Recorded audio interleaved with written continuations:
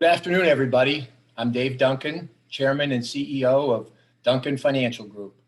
I first of all want to thank everyone for taking the time today. We have allocated 1 hour for a comprehensive update on what the COVID-19 virus means to you and your business. I want to make sure everybody is doing everything they can to stay safe and healthy.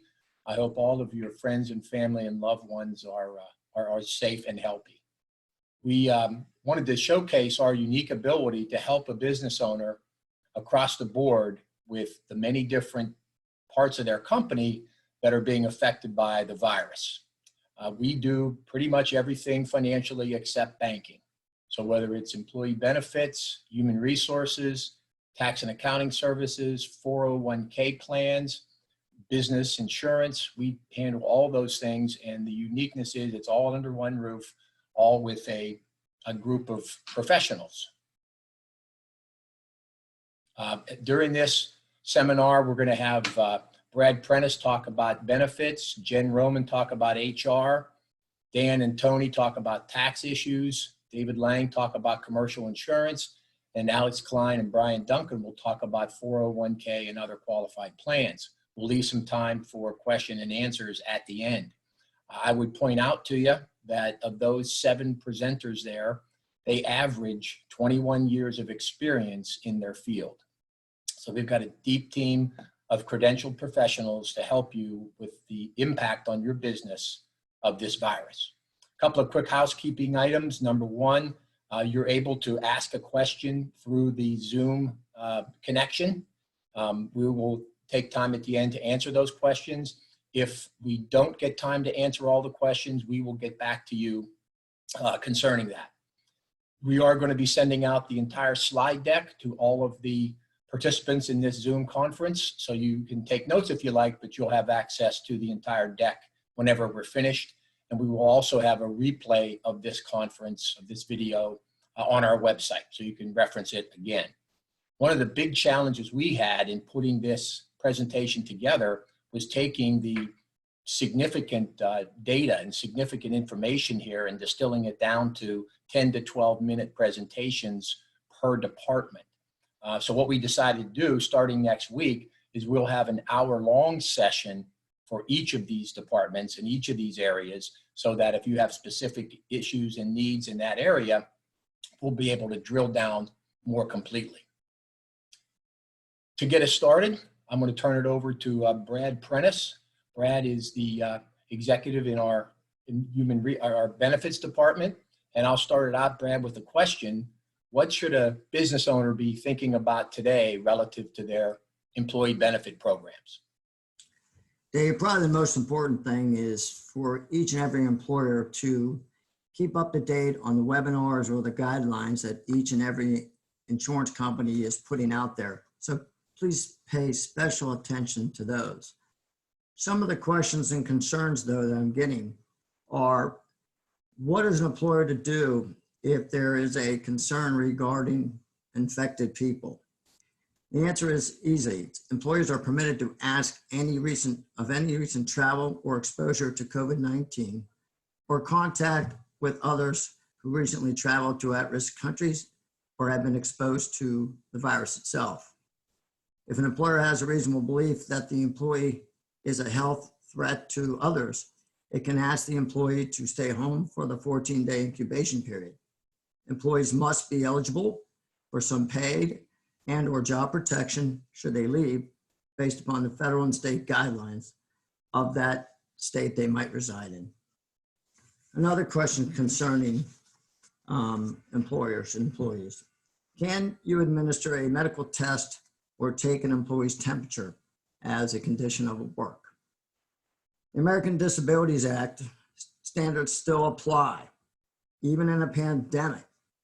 The ADA generally prohibits employers from requiring medical examinations or making disability-related injuries unless, number one, the exam or inquiring is a job-related or consistent with the business necessity, or number two, the employee's condition could pose a direct threat to the health and safety of those individuals working at that employer group. Please be advised, effective last week, the EEOC does permit the employer now to take an employee's temperature on work site. Another question, during the pandemic, how much information may we request from an employee who calls in sick, and can we send employees home if they display influenza-like symptoms during the pandemic? The ADA, covered employees may ask their employees if they are experiencing influenza-like symptoms, such as fever, chills, coughs. If so, that information must be maintained as confidential medical records. 2, if an employee becomes ill with symptoms of influenza-like illness during a pandemic, the CDC states that the employee should leave the workplace immediately, advising workers to go home, because although this is not a disability-related action, the illness is to akin of seasonal influenza. Additionally, the action would be permitted under the ADA if the illness were so serious that it could pose, again, direct affliction to the employees of that company. Now, inside of group benefits, the areas we're going to see probably prop up, and if you don't currently have a telemedicine program in your group, please contact me or anybody else in the EB department, because they are available. Good things about telemedicine: it's a valuable option for those seeking medical help for non-emergency care. These services often provide access to care and specialist referrals while minimizing external exposure, while also saving emergency resources for those that need it most. Employee assistance programs. Next page, please. Employee assistance programs also provide helpful benefits not only to physical, but mental health, personal finance, stress management, substance abuse, and relationships, all potentially critical services during these uncertain times. And finally, health plans may cover the cost of COVID-19 testing. Many states have mandated that fully insured plans must cover COVID-19 testing and treatment at no cost to their members. While self-funded plans are not generally subject to these state mandates, most claims administrators are automatically waiving the COVID-19 testing and treatment costs. Now, based on the 3 main carriers we have in Western Pennsylvania, next page, please. Next slide. Based on the charts you're going to have on the next slide, please pay special attention to which carrier you are currently insured with here. If you are self-insured or have another carrier other than these 3 currently posted on this webpage, please reach out to us and we'll be happy to go over these situations intact. At this point, I'd like to turn it back over to Dave Duncan and continue in the HR area with Jen Roman. Thanks, Brad. Appreciate that. Excellent update there. Jen Roman, our HR specialist, is going to give us some information here. What should the business owner or HR professional be worried about at the moment concerning their program? Thanks, Dave. There's several things that employers should be aware of, starting first with the Families First Coronavirus Response Act. The Emergency Family and Medical Leave Expansion Act applies to those affected by childcare. So any child under 18 or a child over 18 with a mental or physical disability would fall into that category. Employees should receive no less than 2/3 of their pay, up to a maximum of $200 a day or $10,000 per benefit period. The first 10 days would be unpaid, but employees can substitute any available vacation or personal time if they have it. The same job protection would apply to them that would under the regular FMLA guidelines, which would be 12 weeks in the state of Pennsylvania. Covered employers include private businesses with less than 500 employees and all public employers. In order to be eligible for this expansion act, the employees must have worked at least 30 days. Some exclusions include healthcare workers and emergency responders, as well as businesses affected by a government shutdown, a stay-at-home order, or any business with less than 50 employees, which would experience a detriment to the business due to the absence. The next thing that I wanted to talk about is the Emergency Paid Sick Leave Act. There's two qualification categories that follow different pay procedures. The first is for regular pay up to $511 a day or $5,110 a benefit period. This would apply to those in quarantine or on an isolation order, those that were asked to quarantine at the advice of a healthcare provider, or those who are experiencing symptoms of the virus or receive a diagnosis. The second category is for 2/3 of the regular pay, up to $200 a day or $2,000 per benefit period. This would be for employees caring for a child that was displaced by a closed daycare, school, or otherwise sick provider, and those experiencing a similar condition specified by the Secretary of Health and Human Services. For those categories, the duration of pay for a full-time employee would be 80 hours. And for a part-time employee, they would be paid the equivalent of the hours that they would work typically in a 2-week period.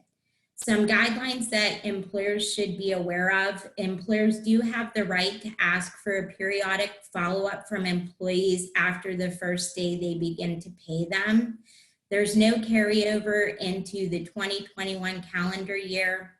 There is a poster that employers are required to post, and similar to the FMLA expansion, excluded are employers that are affected by a government shutdown, a shelter-at-home order, or those that would experience a detriment with less than 50 employees by the absent. Also included are furloughed employees. The next thing I want to cover is the Emergency Unemployment Insurance Stabilization Act and Access Act of 2020. This provides employees who are laid off with some enhancements. This would include a $600 a week payment of additional compensation, and that's added to the state calculation for unemployment. That runs from now and will extend through July 2020. There are newly eligible categories of employees, which include self-employed workers, gig workers, freelance workers, and independent contractors. And the duration of benefits has also been extended to include 13 additional weeks of payment on top of the state allotment for benefit weeks. And a few other things that employers should be aware of: the I-9 documentation verification process has been modified for employers who are fully remote at this time. There's two choices an employer would have. One would be to allow a household member to verify the documentation for new employees, or the employer can wait until their operations return to on-site to verify the documentation. And some other things that employers can think about doing right now would be temporary layoffs with callback dates, furloughs, and reduction of work hours. You can contact your representative at Duncan for more information on that, and I will turn it back over to David Duncan. Thank you. Thanks, Jen. I appreciate that. I just want to remind everybody who may have joined us late is that you can ask questions through the Zoom portal. So if anybody has any questions as we're going through our discussions, we're trying to pack as much info as we can into 60 minutes. I'm going to turn it over now to Tony Marciano, who's an enrolled agent, and Dan Vecchio is a CPA, to talk about the income tax and accounting issues surrounding these recent packages that were signed into law. Tony, what are you working with your clients on these days concerning these new packages? Great, thank you, Dave. Two main areas that I want to hit on today revolve around two loan options. And why are these loan options even available? The main reason for such is that the two critical components of businesses that we are seeing being impacted by the COVID-19 crisis really revolve around that of employees and cash flow. And therefore, the government needed to throw a lifeline out to small businesses in order to prevent these two main areas from being impacted, and thus trying to preserve, if you will, the economic activity throughout the U.S.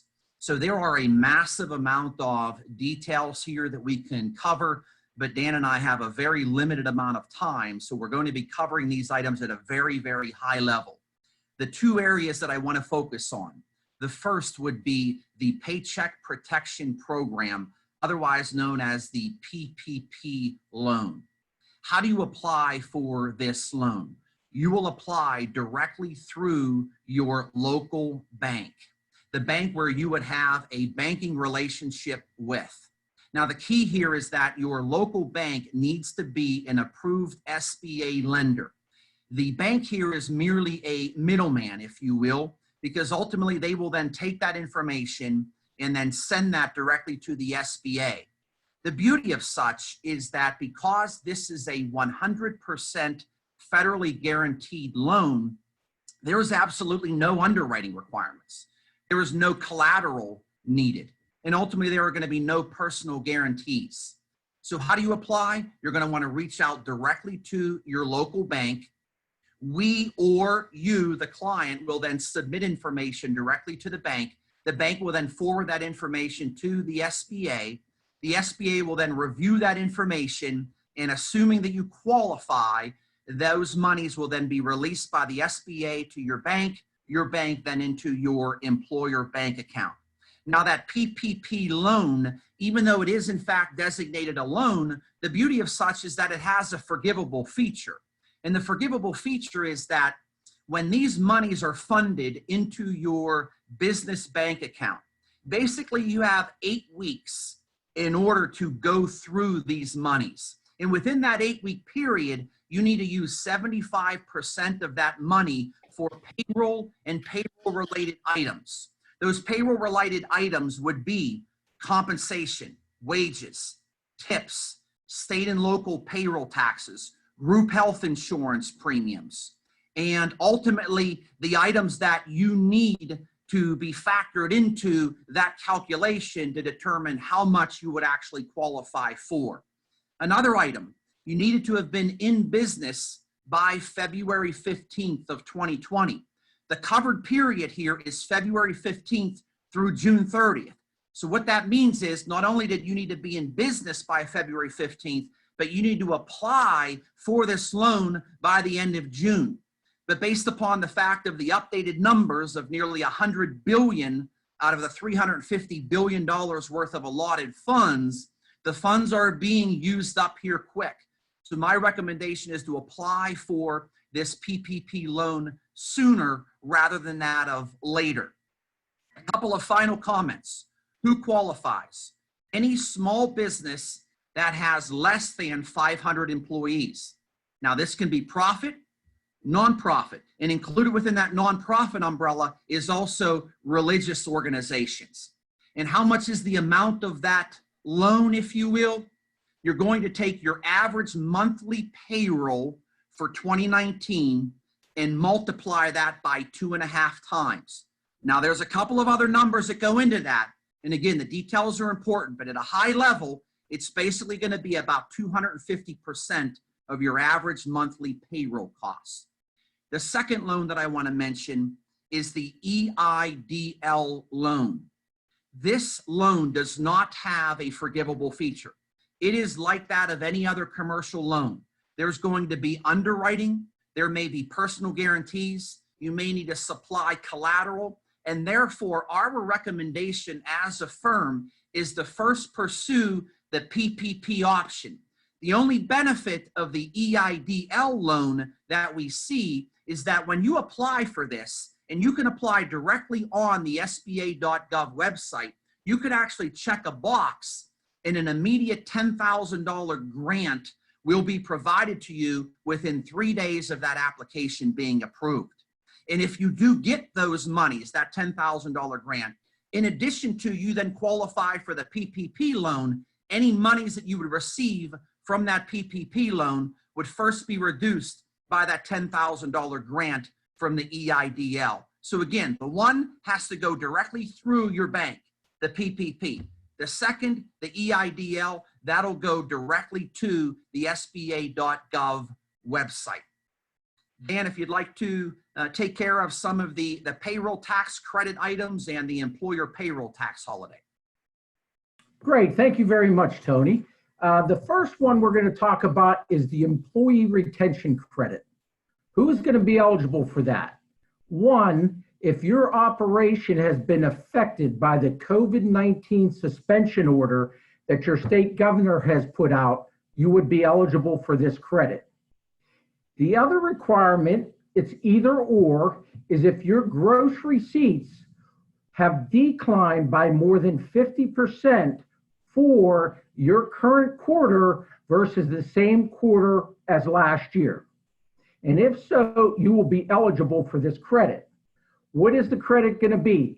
The credit is going to be 50% of wages paid to each employee up to $10,000 of a maximum. Included in that number, you can also add company paid health care benefits as part of that number. Now, the trick here is the number of employees you have.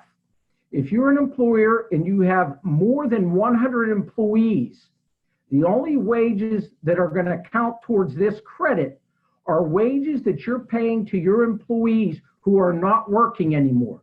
Those employees that are at home, but you elect to continue to pay, those wages would qualify for the credit. The good news is for smaller companies, less than 100 employees, you're going to be eligible to include all wages. Whether the employees are working or not working, you will be able to include those wages into this credit. This is going to be a quarter by quarter credit. And how would you receive that credit? When you do your quarterly 941 tax return, there's going to be a line to report this credit. So in essence, if you pay all your payroll taxes for that quarter, you're going to calculate that credit and the IRS is going to send you a refund on your 941.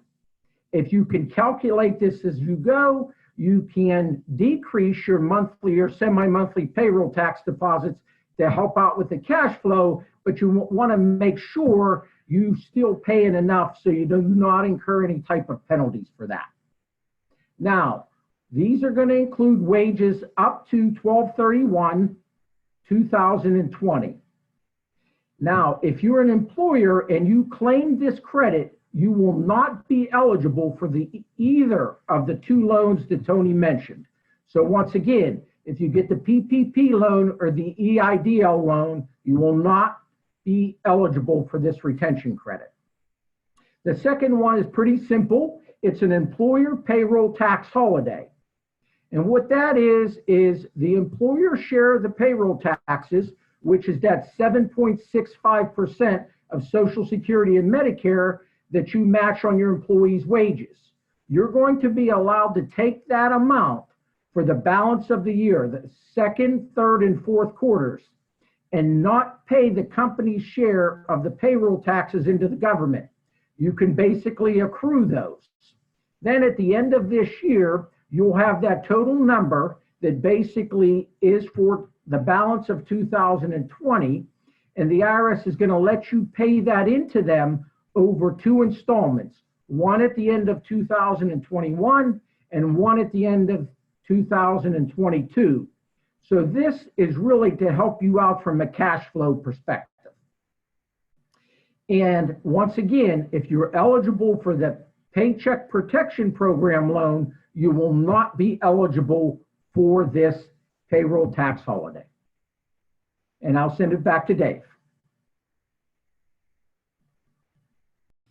Thanks, Dan. I appreciate that very much. Great presentation, guys. That's obviously a big part of a business owner's life is deciding which elements of these new stimulus packages to implement.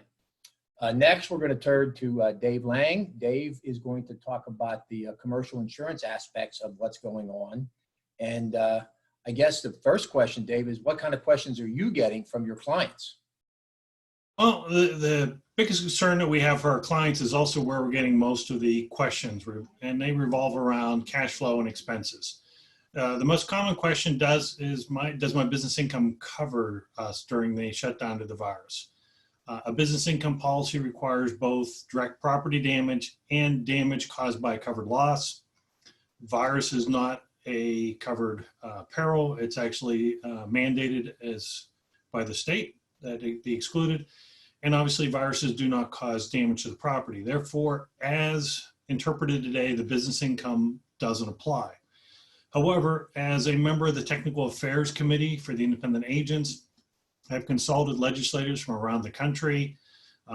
There is potential legislation being proposed in Pennsylvania, New Jersey, Georgia, and many others.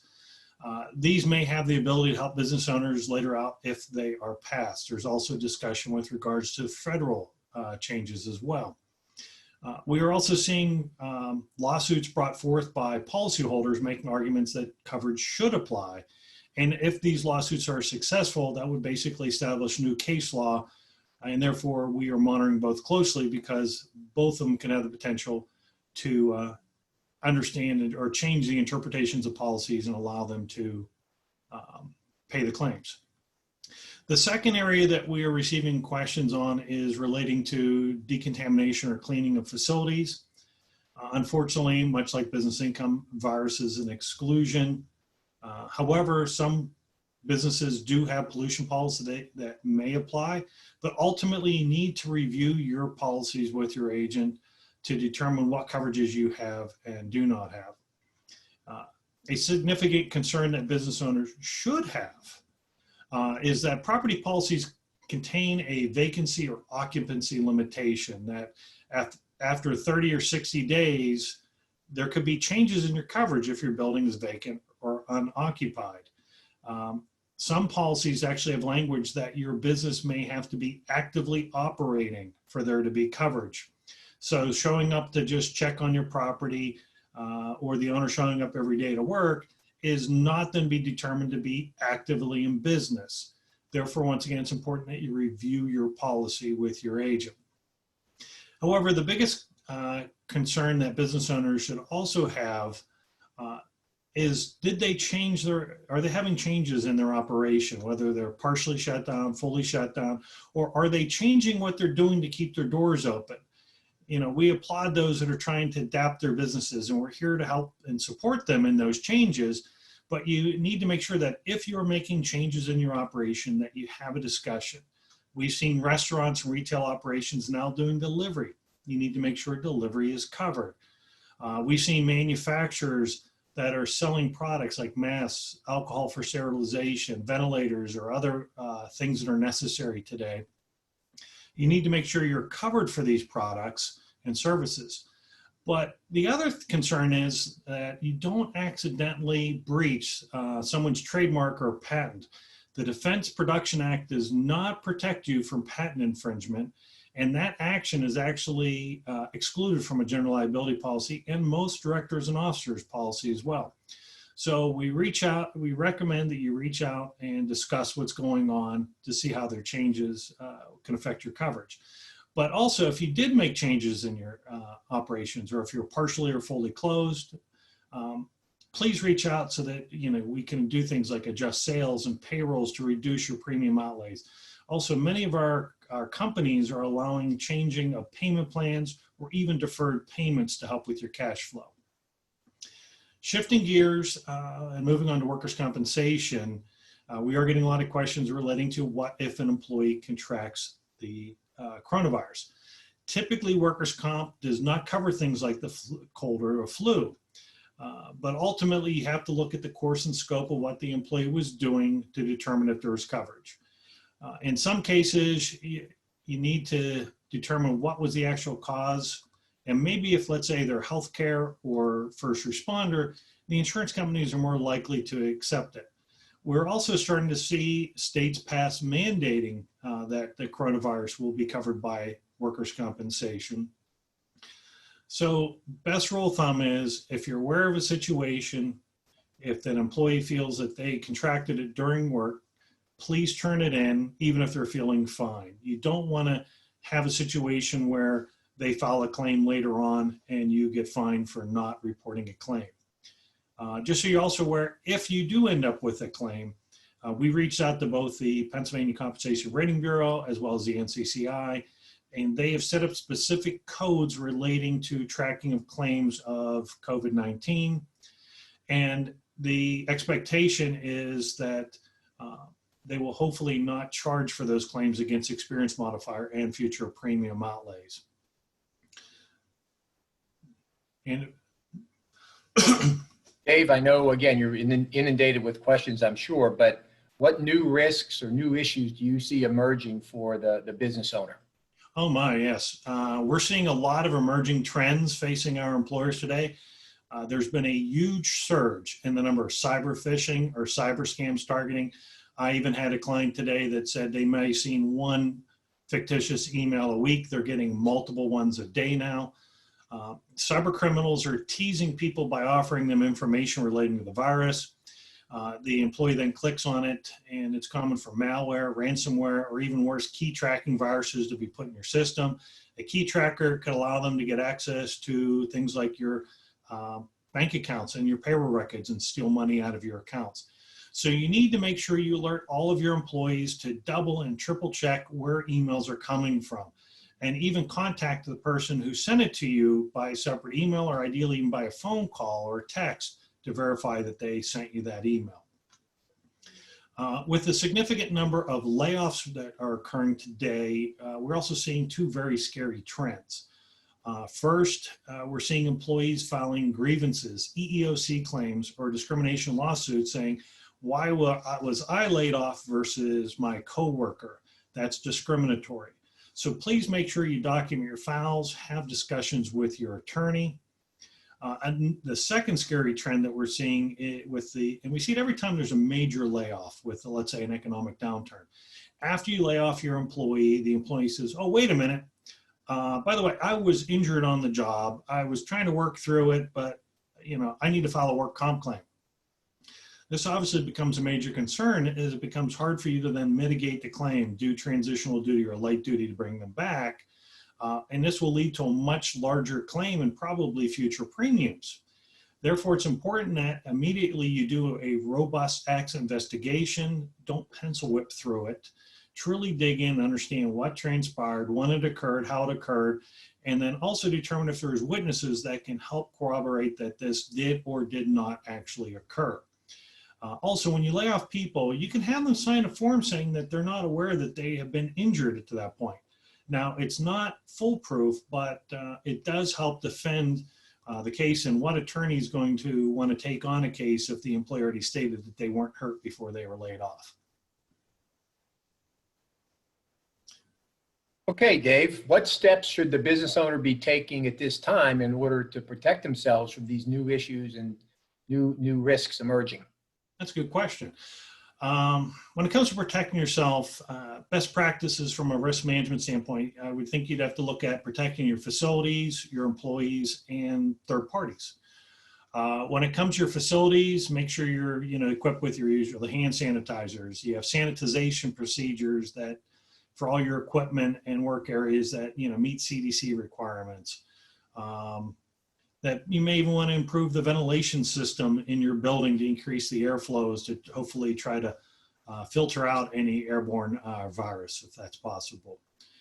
From an employee standpoint, make sure that they have all the proper protective equipment, masks and gloves and things like that. Make sure that they have safe distances between them and coworkers at their workstations. And if you can't physically separate them because of distance, maybe use plastic partitions to prevent the spread of virus, much like you're starting to see at retail operations and grocery stores. Obviously continue to encourage everybody to socially distance themselves. A lot of clients are heeding recommendations to close down their lunchroom and have the employees eat at their desks or workstations to keep them distant. Obviously, many are not allowing any visitors into the facility, and that's much like what we're doing right here with this webinar. Try to contact or deal with your customers virtually wherever is possible. When it comes to third party, you do have to take aggressive steps to make sure you're not spreading the virus to a third party. One, because it's the right thing to do, but two, the transmission of disease is actually not covered by general liability policy. So if somebody accuses you of it, you would not even have defense costs. So it's prudent to make sure anything that goes, out of your building or gets handed to a customer that has been cleaned before the customer touches it. But ultimately, in the end, the best practice is to always err on the side of caution. And the biggest thing that we see is if you feel you have an employee that believes that they were exposed to somebody, they should not report to work, even if they are feeling well. And with that, I hand it back to you, Dave. Thanks, Dave. Excellent report there. I appreciate that. And just a quick reminder again to everybody, if you'd like us to answer a question at the end, please put that question into the Zoom conferencing capability and we'll be happy to address it. Next, we're going to turn the program over to Brian, my son. Brian, I know there's been a lot of issues relative to retirement plans that have been enacted lately. What does a business owner need to be aware of regarding their retirement plan? Yeah, thanks, Dad. Alex Klein and I here would like to share some of the highlights that we're discussing with plan sponsors that we work with and really help them understand what is most important and what should they be thinking about as it relates to their plan. We'll cover both some of the changes with the CARES Act, but also how to help their plan participants and team navigate the turbulent market conditions that we're in here today. So from a CARES Act perspective, what we're highlighting are three primary factors as it relates to the impact on most qualified plans out there. The first two relate to, in effect, distributions from the plan. The first is what's called a coronavirus-related distribution or a withdrawal. The other would be enhanced or increased loan amounts that are now available to plan participants. Ultimately, to qualify for these, the plan participants need to be either directly impacted, testing positive for the coronavirus, or negatively affected. That could be furloughed, laid off, a reduction of hours, or other financial consequence.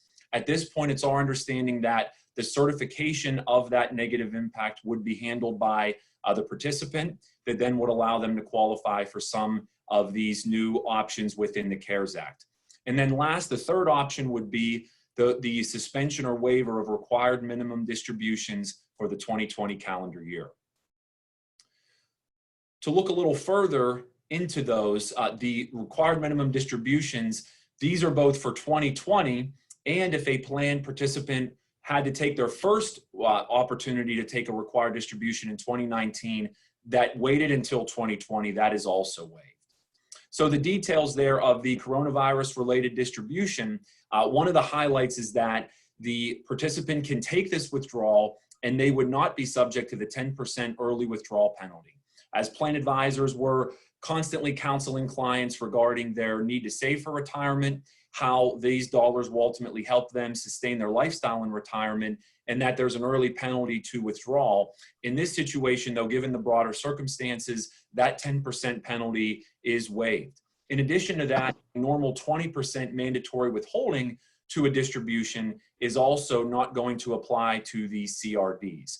Unless the individual elects otherwise, the CRD or the distribution would be included in their gross income over 3 years. However, they have the full 3 years to ultimately handle the tax consequences, and we can counsel them further one-on-one. So what plans would this apply to? That would be, broadly speaking, an IRA, individual retirement account, a 401A, 401K, 403B, or governmental 457 plan, and it must be made to an individual between January 1st of 2020 and December 31st of 2020. In terms of a maximum, this is across all of their retirement accounts. The maximum aggregate is $100,000 or the lesser of their vested account balance. In addition to that, this $100,000 will extend to the enhanced loan options available. So if right now, if your plan includes loans, the general thought is that the maximum for those loans are $50,000 or 50% of that participant's vested account balance, whichever is less. Again, given in the CARES Act, the program is such that during the 180-day period since the bill was enacted, the participant can now take the lesser of $100,000 or 100% of their vested balance during that period. In addition, regarding existing loans that are already in place, so plan participants who may already have a loan now have a 1-year grace period in effect there. They may delay those loan payments due within their plan for 1 year from when that individual elects to begin that process. In this instance, our team of plan administration, your plan analyst, will work with the record keeper to make sure that these loans are handled and accounted for correctly. When we're adjusting the amortization schedule, we will take the lead on making sure that information is correct for you and your participants. Next is the looking at the required minimum distribution. So one update legislatively coming into this year was the Secure Act. And the Secure Act had a number of features for retirement plan sponsors in the marketplace. One of them was ultimately extending the required minimum distribution age to take a distribution from qualified accounts to age 72 up from 70 and a half. The thought process is, among other dynamics here, that with the low values in the stock market, everything else being equal, for plan participants or those that have a qualified balance that would rather not take a distribution, would rather not sell at a low or sell their holdings now, this ultimately allows them to keep their funds invested for the long haul. So we feel that this ultimately is a value add, especially for those that don't need to take a distribution from that standpoint. Then, in kind of summarizing here, before I turn it over to Alex Klein, we will anticipate continued guidance and developments as it relates to the CARE Act and plan sponsors. Your record keeper, if they haven't already, will likely be reaching out to you to talk about these changes. Now, all these changes that I talked about will be in effect plan amendments if you elect them. They are optional to enact. However, each record keeper, that being a John Hancock, a Voya, Principal, American Funds, Empower, they will ultimately have their own process for working with us to implement those. Some will take an opt-in approach where you have to positively elect to include these features in your plan. Others will have a negative consent approach where you'll have to opt out to not have these features included in your plan. And as you look at the retirement plan marketplace, just as you've seen from the broad team of our professionals, now is absolutely a time where we as retirement plan advisors and administrators earn our keep. It's very important for us to be in contact with our clients. And last week, you probably saw communication from your plan analyst to talk about what does the CARES Act mean to you, and we're happy to have those discussions ongoing. In another way here, as I transition to Alex to talk about plan participant outcomes and focus, when you have a stark contrast of the markets of last year, of double-digit gains in the S&P 500 and other broad indices to the bear market that we're in now, as plan advisors, it's absolutely important time for us to be working with your plan participants and helping them make the best decisions possible. So with that, I'll turn it over to Alex Klein.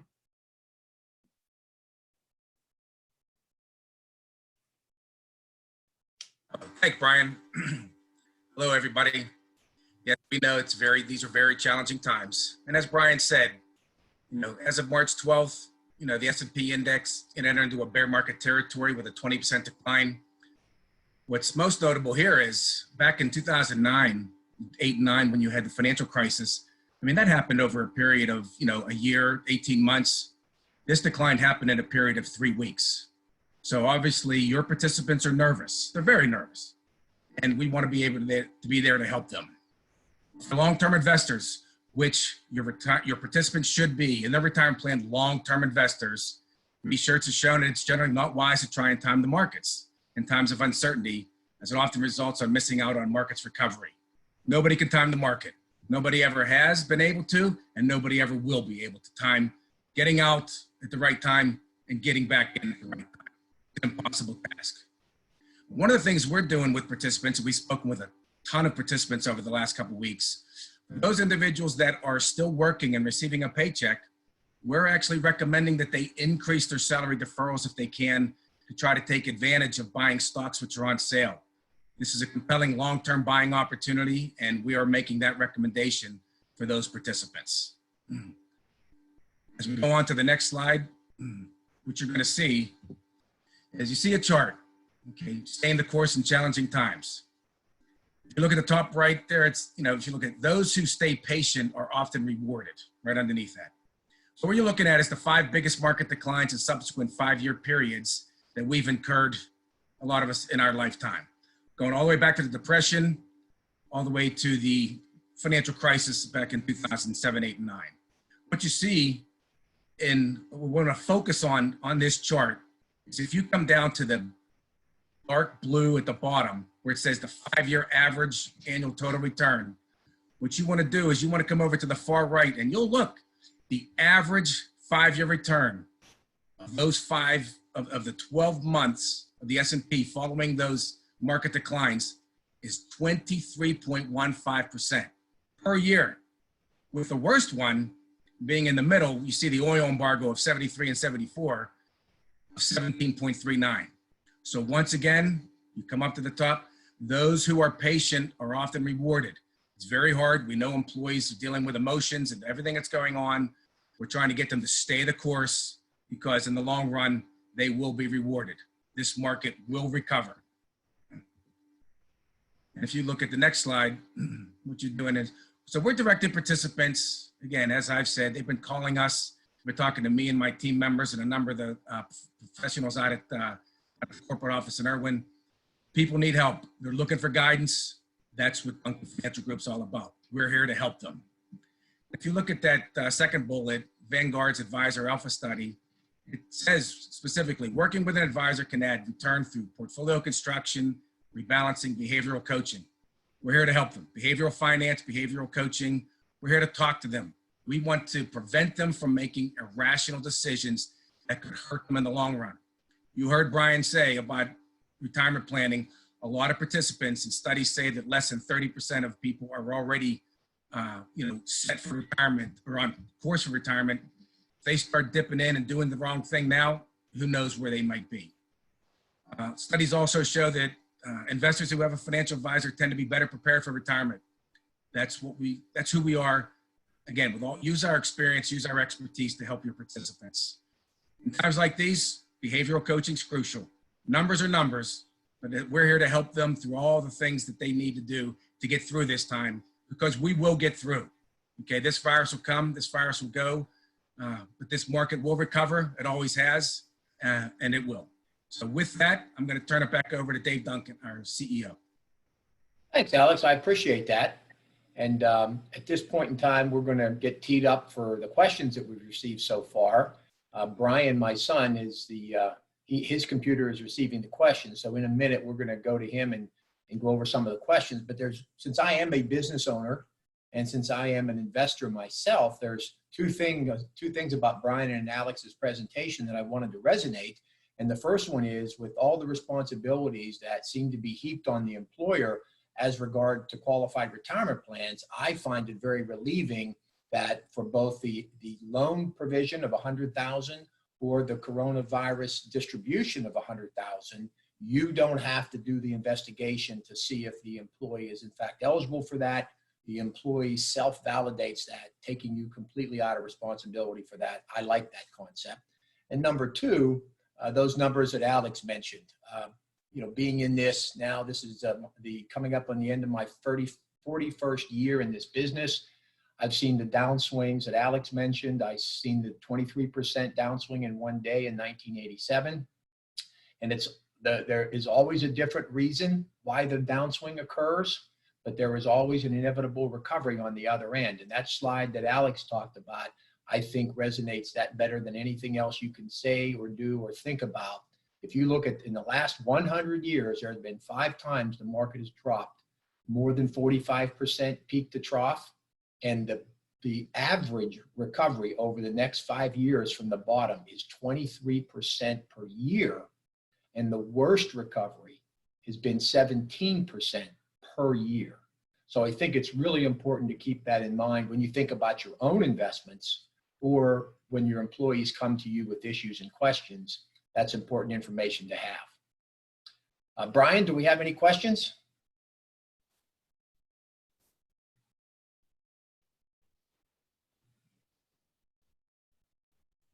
Brian, I don't know if I don't think your video is on. I'm sorry, your Sorry about that. microphone. Lip reading. Okay. This one is for Dan and Tony in the accounting world, and it's asking for ultimately the Paycheck Protection Program. What would prevent a business from qualifying for that program? Yeah, Brian, I would say the only thing that would prevent them if they had more than 500 employees or $35 million in revenue. That really is it. Other than that, if you're like a single person S Corp and you really had no payroll cost, then you wouldn't really be eligible.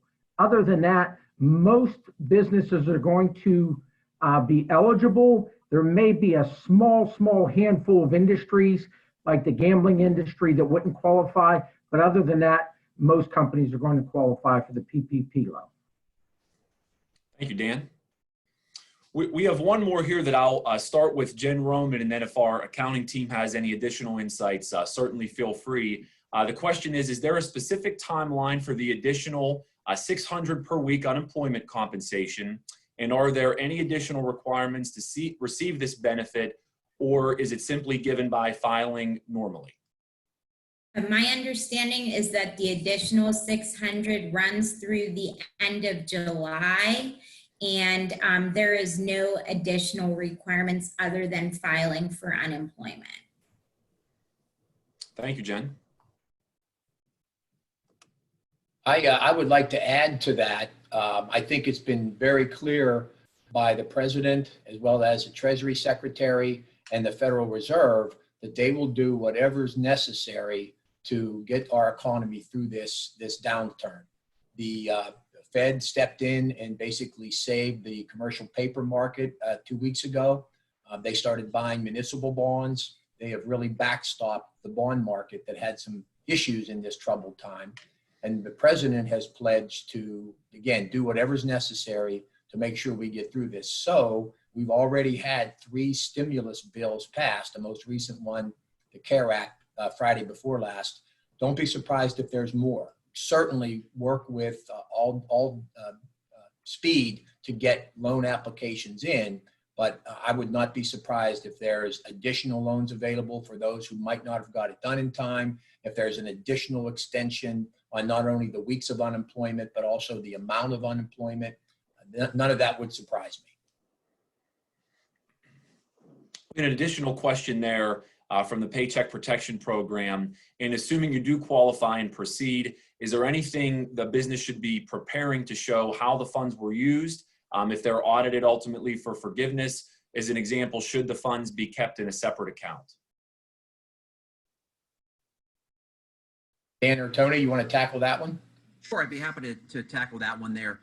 We are recommending to clients to set up a new business bank account so that those funds can be wired directly into that account and then naturally go ahead and pay any of those applicable expenses from that account. But the only challenge per se surrounding that would be, remember that the core bulk of these monies need to be tied to a payroll related account. So you might have to kind of shift over where some of the automatic drafts per se would be coming out of those bank accounts, not only for your rent, for your utilities, your retirement plan contributions, your group health insurance premiums, and your payroll account. So if you do set up a new separate account in order to receive those funds, just make sure that if you want to pay for all of those expenses out of that account, that you basically need to toggle and reach out to any vendors that you do business with so that they would begin to draft all of those costs, at least for the next 8 weeks, directly out of that new bank account. Thank you, Tony. You're welcome. And that covers all the open questions that we have. I've got a couple of questions I'd like our team to expound upon if they could. I would first ask Brad Prentice, who runs our group benefits department, what portion of your clients have had some alterations, either furloughs, layoffs, or terminations of their employees over the last 30 days? Has it been a disproportionately large or surprisingly small number? Dave, it's been, depending on the size of the industry and obviously what they do for their industry. It's been anywhere between 50 and 60% of our book has had some type of layoff or furlough. A lot of our employee groups are waiting to see what transpires through the month of April on whether they are continuing their coverage for their group healthcare or not. But it seems to be a wait and see situation as to what the government does, especially Governor Wolf and the state of Pennsylvania. I cannot stress enough to our clients to keep your ear to the ground and your eyes to the internet on each carrier's website that you participate in. If there's a webinar that they're putting on of that nature, please go to that webinar, listen to it, because it's an ever-changing status. UPMC is making daily changes, it seems, with respect to their groups and their availability of not only different coverages, but their offerings. So if you should have any questions, again, refer to that chart that will be coming to you via email that we'll be sending you. But then again, if you have any additional questions regarding your specific carrier, don't hesitate to reach out to one of the team members here. Thanks, Brad. And I would ask a very similar question to Tony and Dan. Of your business clients, what proportion of those have you assisted in getting either the PPP loan or the EIDL loan? Yeah, Dave, I would say at this point, we've talked to just about every one of our clients in regards to these two loans, and we got to be at 85 or 90% of our clients. We've either assisted and completed the PPP application, have did the calculation for them, or walked them through it. Because once again, we just do not see any reason why they would not apply. So we got to be at about 90% of our operating businesses that we have spoken to and have applied for either one of the two loans. It seems like right now the PPP loan has been the more popular of the two. Thanks, Dan. I'd just like to make a couple of quick updates here. I think it's important for you, our clients, to know where we stand on a number of these issues. First and foremost, I would tell you that we have applied for the PPP loan, pretty much for the reasons Dan said. There's really no reason not to. There's really not a downside to it. I would also tell you that we are very, very fortunate with our clients. We're so grateful that we are in businesses that provide ongoing regular revenue. Nobody has to walk into our store and buy a product one day for us to be able to continue to employ our employees. We get ongoing revenue from commercial insurance, from group benefits, from 401ks, from tax and accounting services, as well as our private wealth management businesses. So we're not anticipating any type of layoff at this moment in time. Obviously, it's a dynamic, fluid process, but we have not laid anybody off, and we don't intend to. We are working remotely extremely well. Our Chief Technology Officer, PJ Pizarro, got us up and running in less than a week's time with over 90 employees working remotely. We are abiding by Governor Wolf's social distancing and other programs designed to reduce the spread. So we have a very, very skeleton staff in there. We are allowed in our insurance and in our income tax businesses to do that. So we're not violating any of his rules, but we're there to serve and to help, and we're fully functional. We have daily telephone conferences and Zoom meetings, keeping up to date on all the things that are evolving. I would also mention some of the things that I said at the beginning. Everybody who's a participant will get a copy of this slide deck for their benefit, also with a little bit more specific drill down into each area, because as I said, each of these areas could justify a 45-minute to an hour webinar. Would also remind everybody that we are going to have a replay available on our website. If there's anything that you want to double check or you might have missed, we are going to have a replay available on our website. And lastly, I thank you so much for continuing to allow us the privilege of helping you with any part of your financial services needs. And if there's anything more that we can do, we'd be happy to do so.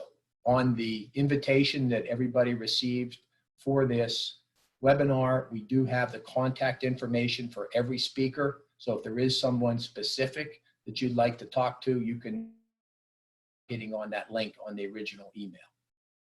Thanks everybody for taking the time today. I'm going to thank our presenters, and please be safe.